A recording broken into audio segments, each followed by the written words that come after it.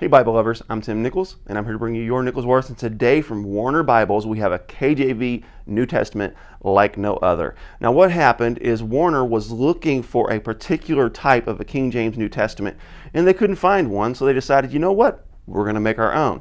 So now let's take a look at what they came up with. First of all, I really like this red goatskin. So this is a premium Bible, and you're not going to see another one like this. This thing is going to be completely unique, but there's some things I love about it, and there's some things I'd really like to see improved, so we'll talk about both of those. What do I love about it? Number one, this goatskin cover.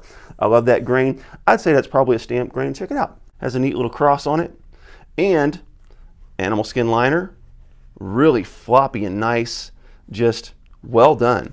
Spine work, I like that they put it sideways on here so that when you lay it flat, you'll be able to read it. I thought that was a nice touch. Perimeter stitching looks really good. A single double-sided satin ribbon. So for a Bible that's only a New Testament, that's adequate. And this is the 1/8 inch versus the 2/8 inch. And I think that's fine for a smaller Bible. Then you have the silver gilding, red head and tail bands, really nice. So now let's take a look at the inside. Edge lined. Got a really nice little vinyl end sheet here. And then once you get into the Bible, this is where it gets interesting. Okay, you have red accents and you have red drop caps.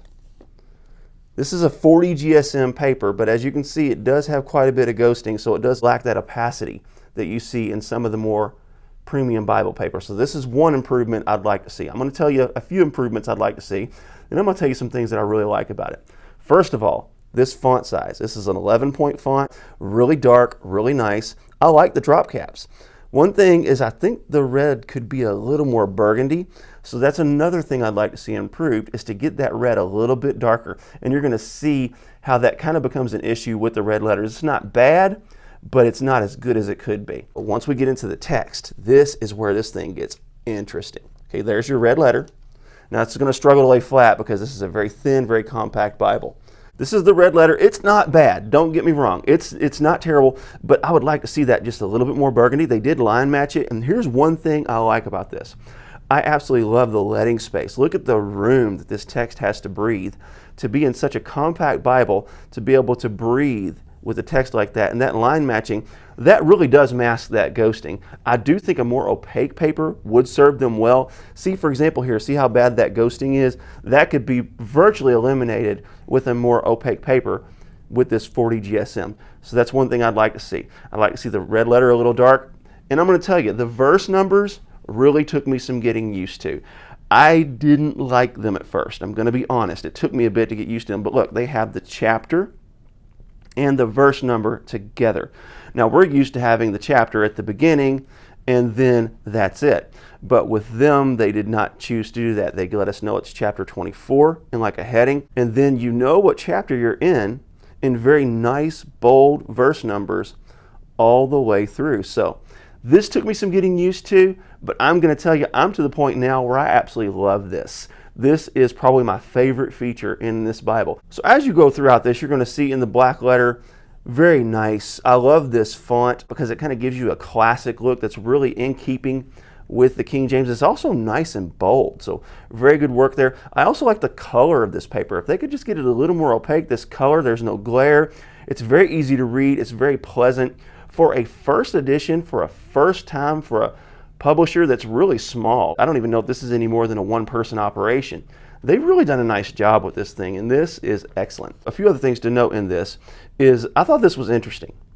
They put page in gray, the page number in black, and then it says the Acts, and then you go over here, and it says of the Apostles.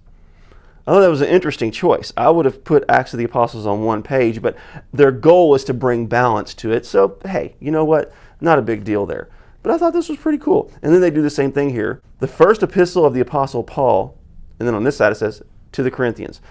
I would have actually shortened that and just said 1 Corinthians, but they seem to want that balance at the top of the page, and hey, more power to them. So once you get to the back of this Bible, you're going to see there are no maps, no extras. This is just a Bible, strict. So a couple of other things I'd like to see improved, in addition to the red letter, in addition to more opaque paper, is I'd really like to see them do something with this spine.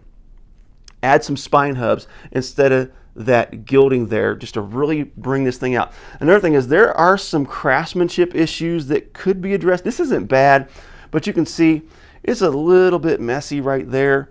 Just some little details that they could improve. But overall, on a scale of 1 to 10, I'm going to give this thing a solid 7.5 because I think it's pretty amazing. God bless you. Keep calm. Jesus on. This is your Nichols Worth.